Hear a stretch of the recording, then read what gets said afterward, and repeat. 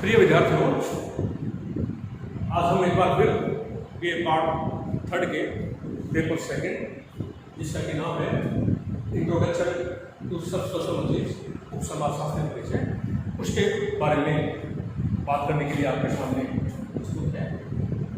पिछली क्लास में हमने नगरीय समाजशास्त्र को समझने से पूर्व समाजशास्त्र को समझ लेना जरूरी समझ रहा है, और इसी संदर्भ में हमने आपको ये बताने की कोशिश की थी कि ये पार्ट फर्स्ट पेपर के अंतर्गत इंट्रोडक्शन टू सोशोलॉजी में आपको यह बताया गया था कि समाजशास्त्र सामाजिक विज्ञानों की एक शाखा है जो सामाजिक घटनाओं का वैज्ञानिक दृष्टिकोण से अध्ययन करता है।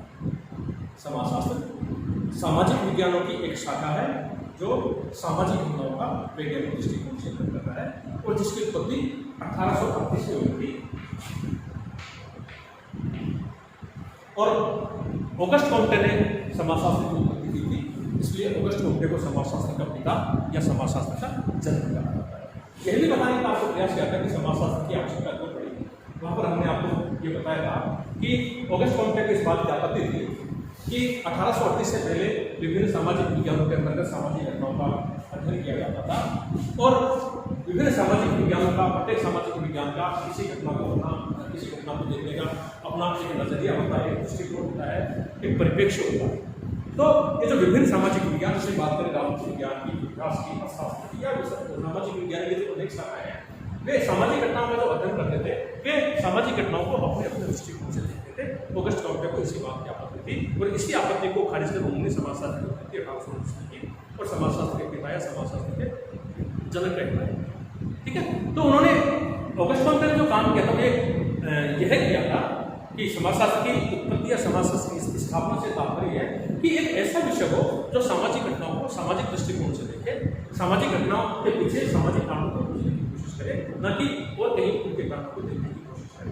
तो उन्होंने कहा कि समाजशास्त्र वह विषय होगा 1819 के बाद जो सामाजिक घटनाओं को सामाजिक नजरिए से देखेगा, सामाजिक दृष्टिकोण से देखेगा, सामाजिक परिप्रेक्ष्य से देखेगा। और यह सोचकर उन्होंने एक समाजशास्त्र नामक शब्द हमारे सामने प्रस्तुत किया, और यह कहा कि अब एक ऐसा विषय है, समाजशास्त्र वह विषय है जो सामाजिक घटनाओं को सामाजिक दृष्टिकोण से देखता है, सामाजिक परिप्रेक्ष्य से देखता है। तो समाजशास्त्र की उत्पत्ति के बारे में जहाँ तक बात है वो यह है कि ऑगस्ट कॉम्टे ने जो काम किया था वो यही किया था कि सामाजिक घटनाओं को देखने का अपना एक नजरिया उन्होंने प्रस्तुत किया था, सामाजिक घटनाओं को देखने का एक दृष्टिकोण उन्होंने दिया, सामाजिक घटनाओं को देखने का एक परिप्रेक्ष्य उन्होंने दिया, जिसको कि समाजशास्त्री परिप्रेक्ष्य को कह सकते हैं। और जिसका तात्पर्य है कि सामाजिक घटनाओं को सामाजिक दृष्टिकोण से देखा जाए, उनके पीछे छिपे हुए कारणों को समाधान देखने की कोशिश की जाए। ठीक है, यह सोचकर ऑगस्ट कॉम्टे ने 1819 में समाजशास्त्र। आज हम लोग इंट्रोडक्शन टू सोशोलॉजी के अंतर्गत इन्विटेशन टू अर्बन सोशोलॉजी के बारे में बात करेंगे। नगरीय समाजशास्त्र, नगरीय समाजशास्त्र या अर्बन सोशोलॉजी। एक बार पुनः बता दें कि हमने समाजशास्त्र परिभाषित किया था सामाजिक विज्ञानों की एक शाखा, और यह बताने की कोशिश की थी कि समाजशास्त्र सामाजिक विज्ञानों की वह शाखा है जो सामाजिक घटनाओं को, सामाजिक संबंधों को, सामाजिक संस्थाओं को वैज्ञानिक दृष्टिकोण से देखने का प्रयास करता है। ठीक है, समाजशास्त्र सामाजिक विज्ञानों की वह शाखा है जो सामाजिक घटनाओं का वैज्ञानिक दृष्टिकोण से अध्ययन करता है, उसको हम लोग समाजशास्त्र। अब हम लोग नगरीय समाजशास्त्र के अर्थ, नगरीय समाजशास्त्र की परिभाषा के बारे में बात करें तो उसी संदर्भ में हमको बात करनी पड़ेगी जिस प्रकार से हमने समाजशास्त्र के बारे में बात की। उन्हें दोहरा दें कि समाजशास्त्र सामाजिक विज्ञानों की वह शाखा है जो सामाजिक घटनाओं का वैज्ञानिक दृष्टिकोण से अध्ययन करता है, उसको हमने समाजशास्त्र कहा था, और ऑगस्ट कॉम्टे ने उसी संदर्भ में हम लोग नगरीय समाजशास्त्र को परिभाषित करने की कोशिश करेंगे। कैसे होगा कि नगरीय समाजशास्त्र, अर्बन सोशोलॉजी, नगरीय समाजशास्त्र, भाई जिस प्रकार से आपको पता था कि सामाजिक विज्ञानों का एक पौधा है, इसकी अनेक शाखाएं हैं, उन्हीं शाखाओं में से एक शाखा है जिसको कुछ लोग समाजशास्त्र कहते हैं। समाजशास्त्र सामाजिक विज्ञानों की अनेक शाखाएं हैं, अनेक शाखाओं में से समाजशास्त्र एक शाखा है जो सामाजिक घटनाओं का वैज्ञानिक दृष्टिकोण से अध्ययन करता है। उसी संदर्भ में हम लोग नगरीय समाजशास्त्र को समझने की कोशिश करेंगे, जैसे कि नगरीय समाजशास्त्र इस प्रकार से सामाजिक विज्ञानों की अनेक शाखाएं विकसित हुई।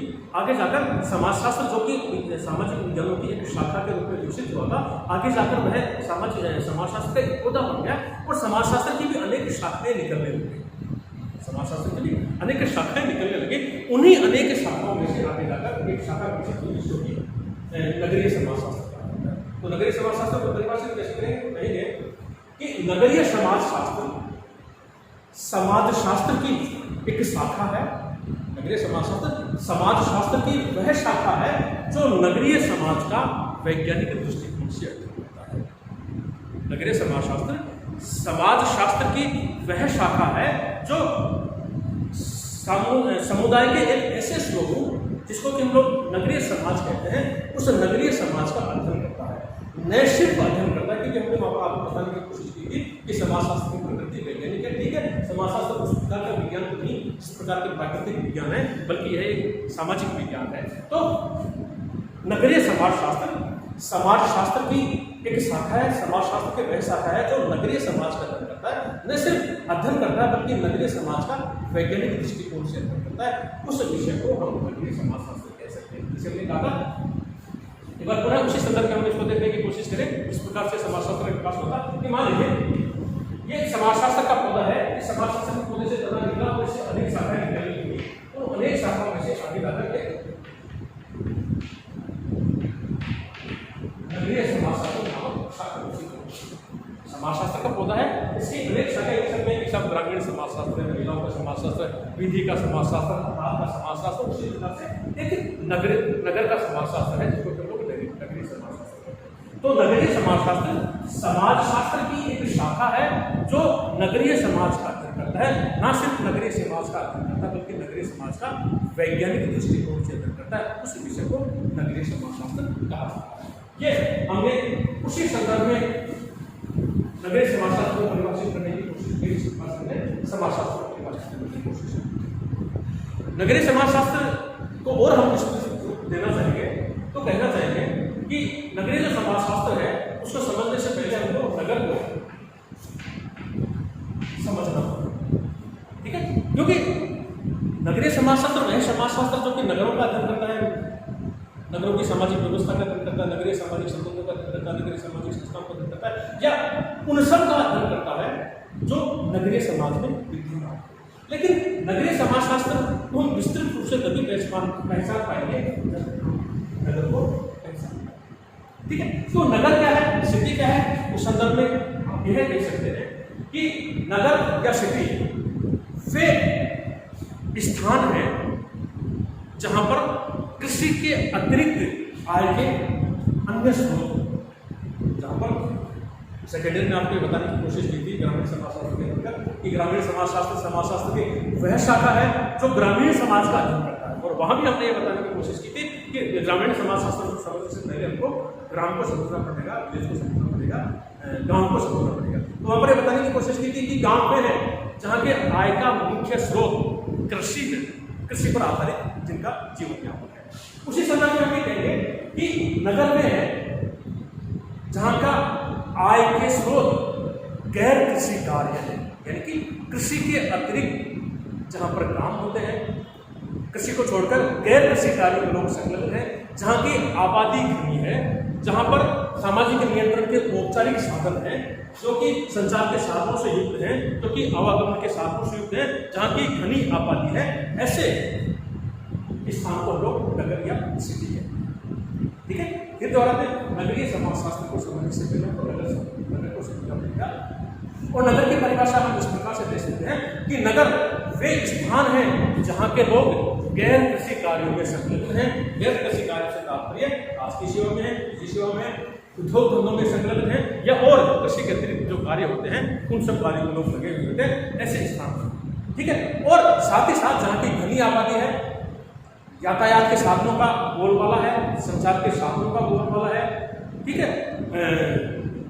समूहवाद की बजाय व्यक्तिवाद जहाँ पर हावी है, अपराध का जहाँ पर बोलबाला है, जहाँ पर कच्ची बस्तियाँ, झुग्गी बस्तियाँ देखी जाती हैं, वैसे स्थान को लोग नगर या सिटी कहते हैं। तो उन समुदायों का, इन समुदाय का जो समुदाय का वह स्वरूप जो कि गैर कृषि कार्यों में संलग्न है, जहाँ की आबादी घनी है, जहाँ पर यातायात और संचार के साथ पूरा बोलबाला है, ठीक है। घनी आबादी होने के कारण और इतनी अधिक ज़्यादा सुविधाएं होने के कारण और जनसंख्या की बहुत अधिक वृद्धि होने के कारण, रोजगार के अभाव हो जाने के कारण वहाँ के लोग अपराधों में संलग्न हो जाते हैं, कच्ची बस्तियाँ और गंदी बस्तियाँ पनप जाती हैं। ऐसे समुदाय के स्वरूप को लोग नगर या सिटी, ठीक है। तो ऐसे समुदायों का अध्ययन करने वाले विषय को लोग नगरीय समाजशास्त्र कहते हैं। एक बार पुनः दोहरा दें कि नगरीय समाज शास्त्र की वह शाखा है जो नगरीय समाज का अध्ययन करता है, ना सिर्फ अध्ययन करता है बल्कि नगरीय समाज का वैज्ञानिक दृष्टिकोण से अध्ययन करता है। उस विषय को लोग नगरीय समाजशास्त्र या अर्बन सोसाइटी कहते हैं। इसकी उत्पत्ति की जहां तक बात है, अमेरिकी समाजशास्त्री रॉबर्ट पाल, जिस प्रकार से हमने आपको बताया था कि समाजशास्त्र की उत्पत्ति ऑगस्ट कोम्पटे ने 1838 में की थी, इसलिए ऑगस्ट कोम्पटे को समाजशास्त्र का जनक समाजशास्त्र का पिता या फादर ऑफ सोशियोलॉजी कहा जाता है। ठीक उसी प्रकार से रॉबर्ट पाल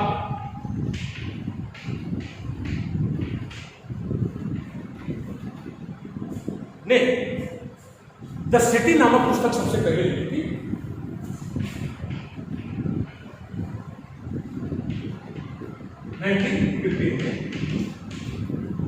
तो रॉबर्ट पाल जो है वे नगरीय समाजशास्त्र के पिता, नगरीय समाजशास्त्र के जनक या फादर ऑफ अर्बन सोशियोलॉजी कहते हैं, फादर ऑफ अर्बन सोशियोलॉजी को कहा जाता है, जिन्होंने 1915 में द सिटी नामक पुस्तक लिखी और इसकी नींव डाली, जिसको कि नगरीय समाजशास्त्र या अर्बन सोशियोलॉजी कहा जा सकता है। और इसके पश्चात रॉबर्ट पाल ने बर्गेस के साथ मिलकर, रॉबर्ट पाल और बर्गेस दोनों ने मिलकर द अर्बन कम्युनिटी नामक पुस्तक लिखी।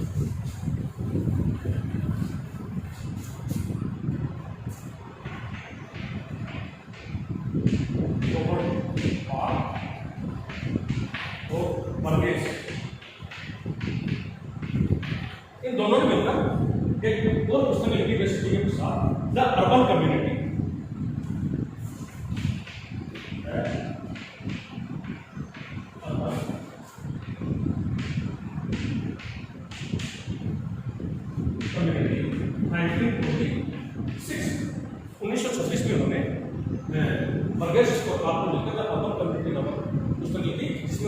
नगरीय समाजशास्त्र के बारे में और नगरों के बारे में और अधिक विस्तार से जानकारी और इस विषय को आगे बढ़ाने में अपना योगदान दिया।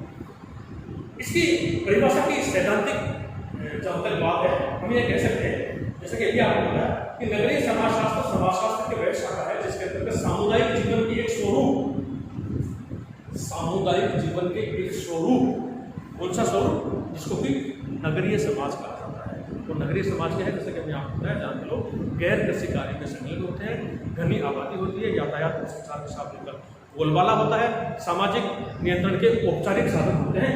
ऐसे सामुदायिक जीवन के स्वरूप का अध्ययन करने वाले विषय को नगरीय समाजशास्त्र या अर्बन सोशियोलॉजी कहा जाता है। अर्थात नगरीय जीवन के विभिन्न पहलुओं की विवेचना करने वाले विज्ञान को भी नगरीय समाजशास्त्र कहा गया है। इसमें नगरीय पारिस्थितिकी पर प्रकाश डालने के साथ साथ नगरीयता की सभी विशेषताओं का विश्लेषण किया गया है। नगरीय समाजशास्त्र में नगरीय जीवन से संबंधित विभिन्न समस्याओं का भी अध्ययन किया जाता है। न सिर्फ वहाँ के सामाजिक संगठन, सामाजिक संबंधों, सामाजिक संस्थाओं का अध्ययन किया जाता है, बल्कि नगरों में जो समस्याएं विद्यमान है, जैसे कि अभी हमने आपको बताया, अपराध है, बाल अपराध है, कच्ची बस्ती है, गंदी बस्ती है, या अनेक प्रकार की जो सामाजिक समस्याएं देखने को मिलती हैं नगरीय समाज में, उन सब का अध्ययन करने का काम भी नगरीय समाजशास्त्र का या अर्बन सोशियोलॉजी का। जैसे कि आपको बताया कि नगरीय समाजशास्त्र के जनक रॉबर्ट पाल हैं, जिन्होंने 1915 में द सिटी नामक पुस्तक लिखी और इस विषय की नींव डाली। आगे जाकर रॉबर्ट पाल ने बर्गेस के साथ मिलकर द अर्बन कम्युनिटी 1926 नामक एक और पुस्तक लिखी, जिसमें उन्होंने नगरीय समाजशास्त्र को विस्तृत रूप देने का प्रयास किया। तो ये संक्षिप्त सा परिचय था ऐतिहासिक दृष्टिकोण से नगरीय समाजशास्त्र का। और जैसा कि अभी हमने आपको बताया, विस्तार से हम नगरीय समाजशास्त्र को तभी समझ सकते हैं जब हम नगरों को समझ सकते हैं। नगरों को समझने के पश्चात ही हम नगरीय समाजशास्त्र के बारे में विस्तृत रूप से जानकारी कर पाएंगे। जैसा कि अभी हमने आपको बताया कि नगर या सिटी से तात्पर्य क्या है।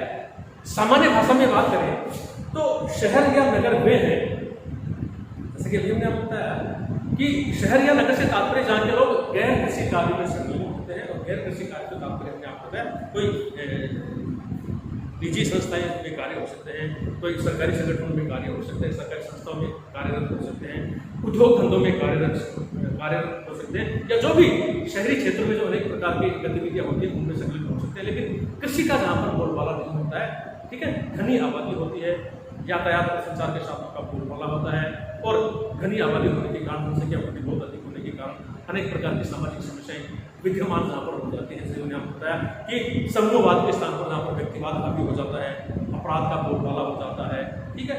इससे अतिरिक्त कच्ची बस्तियाँ हैं, गंदी बस्तियाँ हैं, नशे की प्रवृत्ति है, महिलाओं के प्रति हिंसा है, ये सारी अनेक प्रकार की समस्याएं हमको शहरी समाज या नगरीय समाज में देखने को मिलती। तो रॉबर्ट पार्क नगरीय समाजशास्त्र के जनक हैं। फिर दोहराते हैं कि नगरीय समाजशास्त्र को हम लोग तभी समझ सकेंगे जब हम लोग नगर को समझ सकेंगे, शहर को समझ सकेंगे, सिटी को समझ सकेंगे, ठीक है। सिटी के बारे में हमने आपको संक्षिप्त रूप में सामान्य एक परिभाषा देने की कोशिश की है। इसको हम लोग विस्तार से अगली क्लास में देखने की कोशिश करेंगे। फिलहाल इतना ही। Thank you.